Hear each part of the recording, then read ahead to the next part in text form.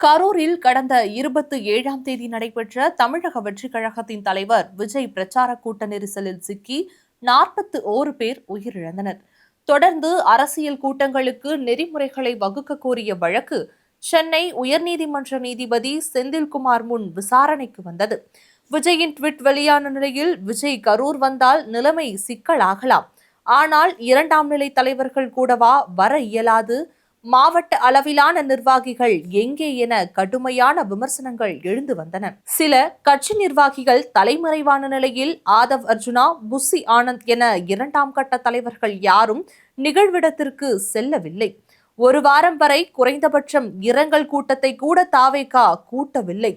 பரப்புரைக்கு மத்தியில் வெளியான விஜய் வீடியோ தாவேக சர்ச்சைகளை மேலும் அதிகரித்தது. கரூரில் தாவேக தலைவர் விஜய் உத்தரவின் பேரில் உயிரிழந்தவர்கள் குடும்பத்தினரை முதன்முறையாக தாவேக கரூர் மாவட்ட நிர்வாகிகள் நேரில் சந்தித்து ஆறுதல் தெரிவித்து வருகின்றனர்.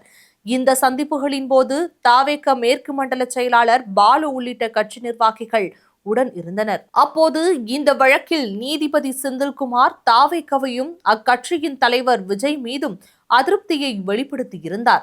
குறிப்பாக இந்த வழக்கு விசாரணையின் போது நீதிபதி செந்தில்குமார் விஜய் பிரச்சார வாகனத்தில் மோதி இருசக்கர வாகனங்கள் விபத்துக்குள்ளானது. இந்த விவகாரத்தில் விஜய் பிரச்சார வாகனத்தை பறிமுதல் செய்திருக்க வேண்டாமா, ஏன் வழக்கு பதியவில்லை, புகார் இல்லை என்றாலும் வழக்கு பதிவு செய்ய வேண்டும் என கூறினார். வழக்கு பதிவு செய்ய நீதிமன்றம் ஏதேனும் உத்தரவுகளை பிறப்பிக்க வேண்டும் என நினைக்கிறீர்களா என கேள்வி எழுப்பிய அவர், பேருந்து மோதியது தொடர்பாக வழக்கு பதிவு செய்யாவிட்டால் மக்கள் எப்படி நம்புவார்கள் என கேட்டார்.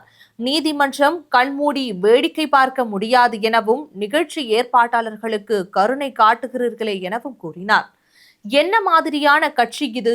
முன்னெச்சரிக்கை நடவடிக்கைகள் எடுக்க தாவேக கட்சிக்கு என்ன தடையாக இருக்கிறது என அடுக்கடுக்காக அதிருப்தியை வெளியிட்டிருந்தனர். ஏற்பாட்டாளர்கள், தலைவர், தொண்டர்கள், ரசிகர்கள் என மக்களை ஒட்டுமொத்தமாக கைவிட்டு பொறுப்பற்ற முறையில் வெளியேறியுள்ளனர் எனவும், இந்த நிகழ்ச்சியின் தலைவர் மொத்தமாக மறைந்துவிட்டார் எனவும் அவர் கூறினார். தலைமைத்துவ பண்பே இல்லை எனவும், மக்களை, குழந்தைகளை மீட்டு இருக்க வேண்டும் எனவும், ஆனால் அதை செய்யாமல் சம்பவத்திற்கு பொறுப்பு கூட ஏற்காமல் தாவேகாவின் செயலுக்கு கண்டனம் எனவும் நீதிபதி குறிப்பிட்டுள்ளார்.